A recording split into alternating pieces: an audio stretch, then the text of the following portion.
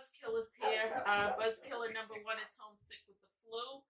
So it's me, Kathy Lundeen, with our guest, Sean McGinty, who is a local Pepperell citizen, works on the finance committee, and is also a school teacher. So he sees both sides of the budget issues as far as the school goes and the town. So take it away, Sean. Um, Thank you, first of all, for having me in Pepperell right here. Yep, that's right. The nice background.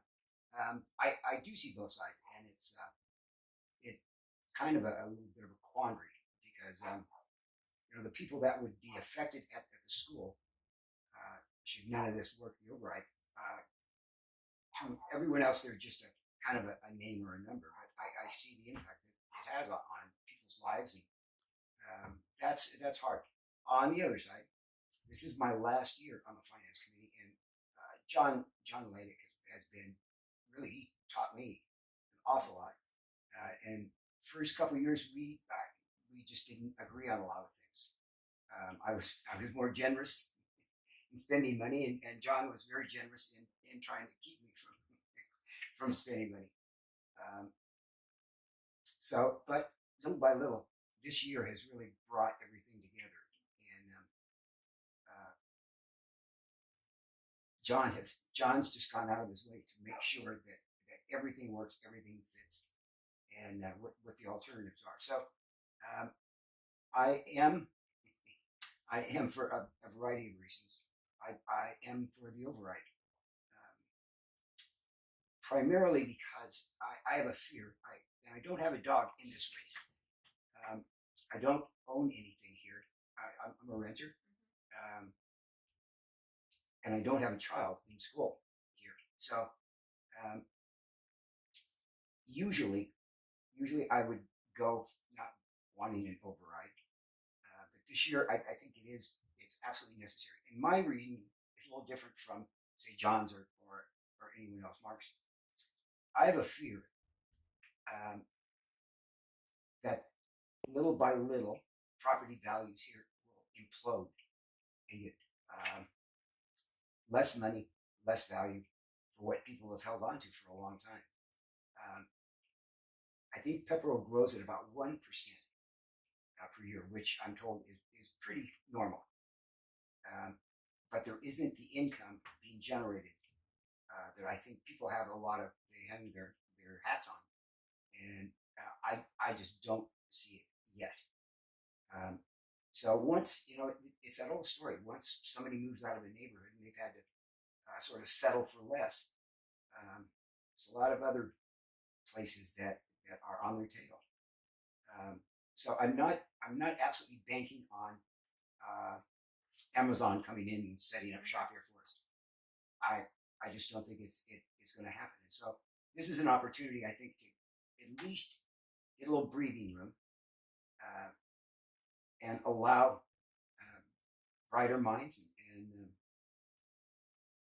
and invested people here to really and truly take another look at it. So, and nobody wants to cut the fire department or the police department or none of that.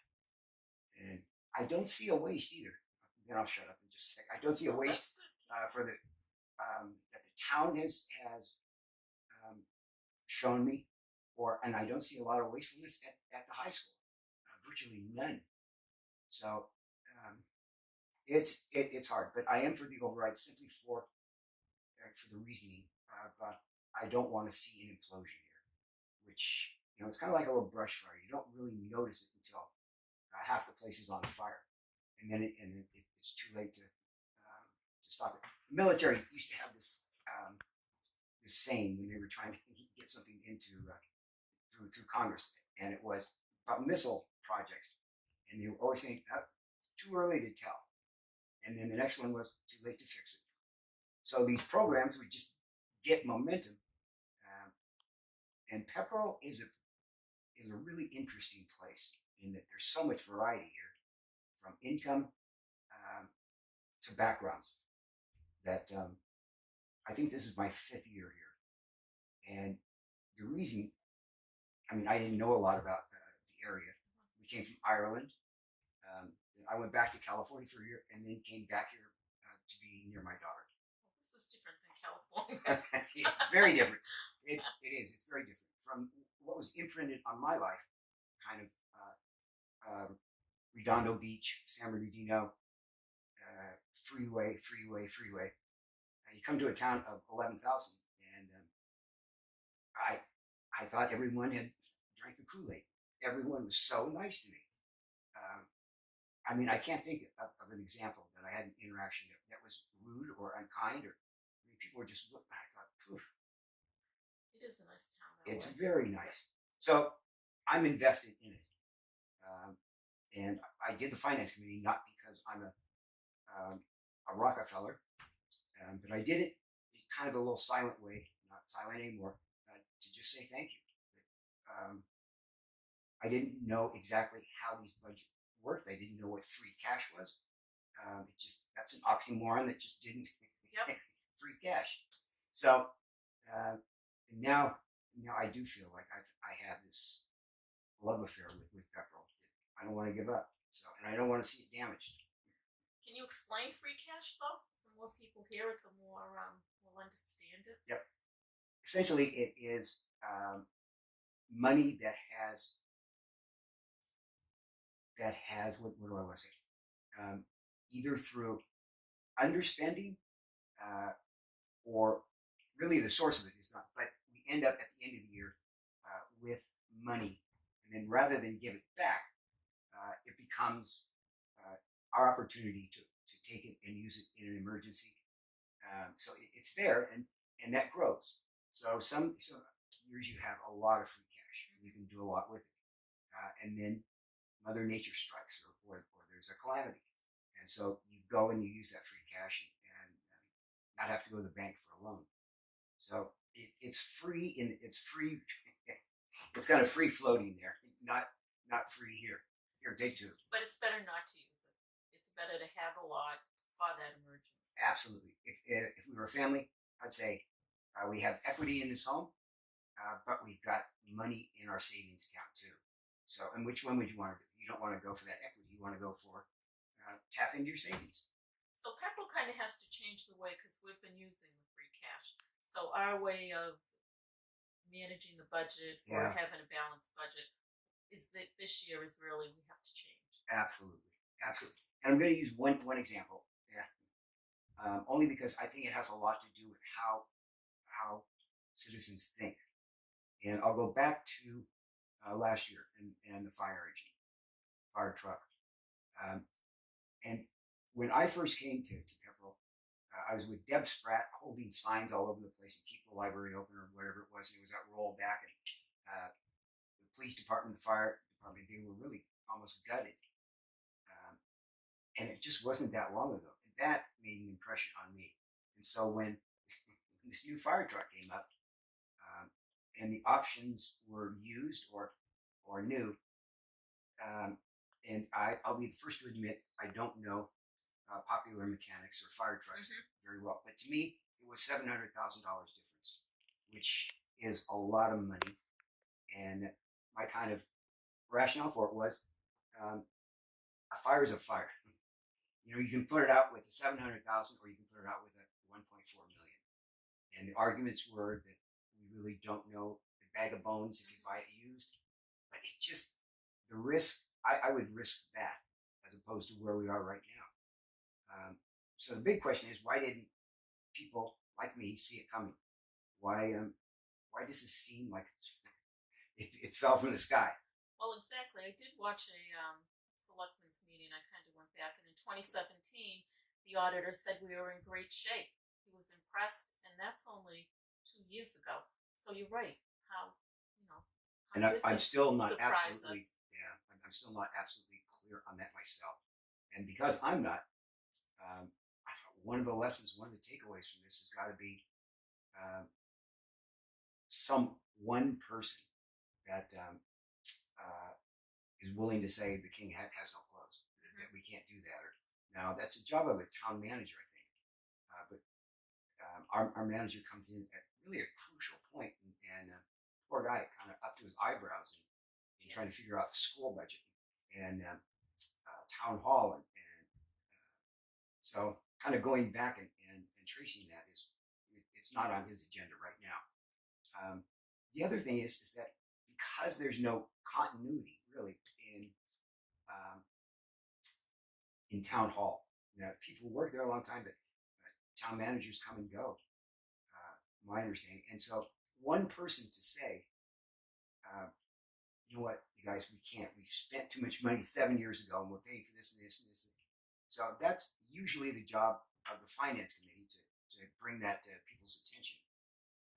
But there was a kind of a way of thinking that money or cash was sort of like monopoly money, and that we could spend it and it's okay.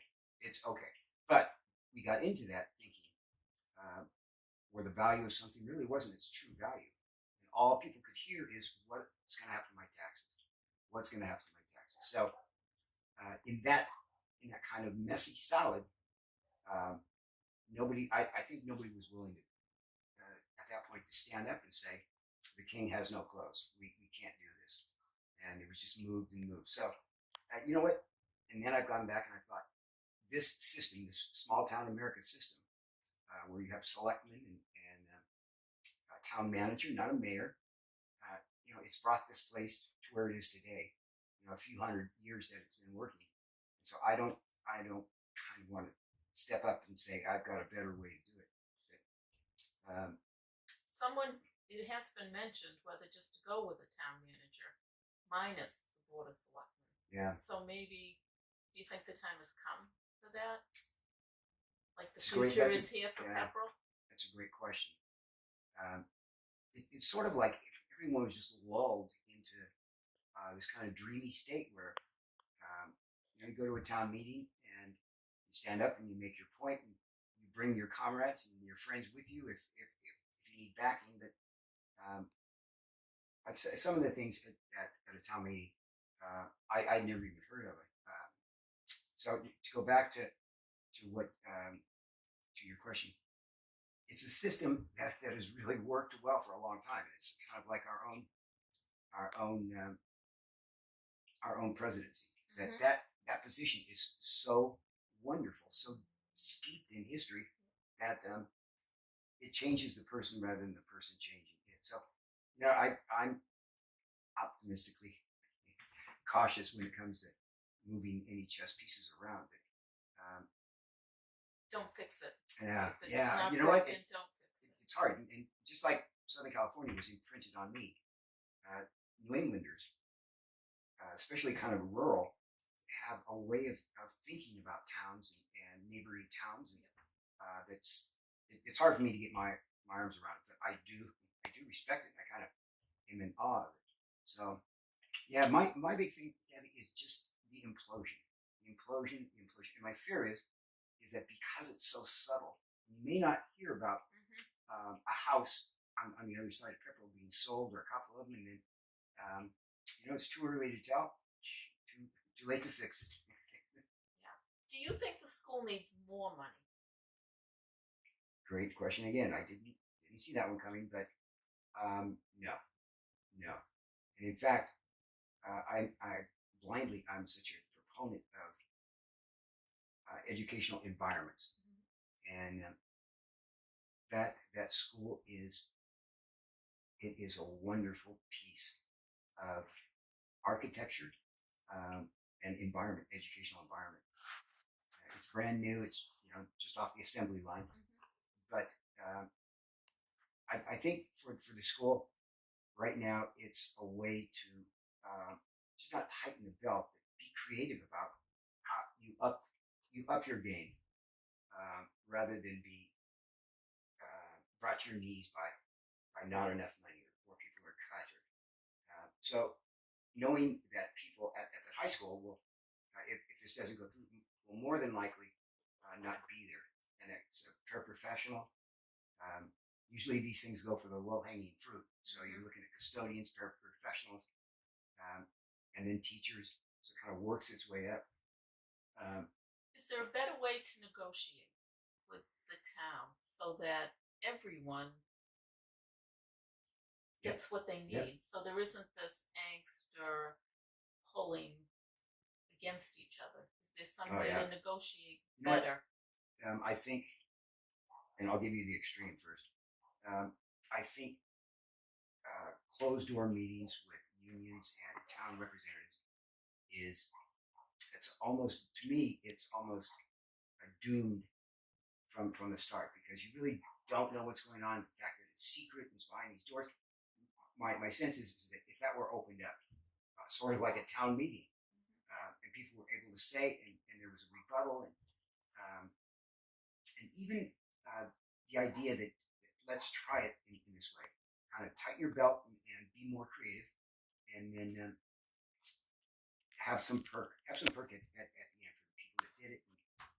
But I don't think um, you can't throw money. You can't make it somebody smarter by tossing money at them. But I think with that new school, this is its third year.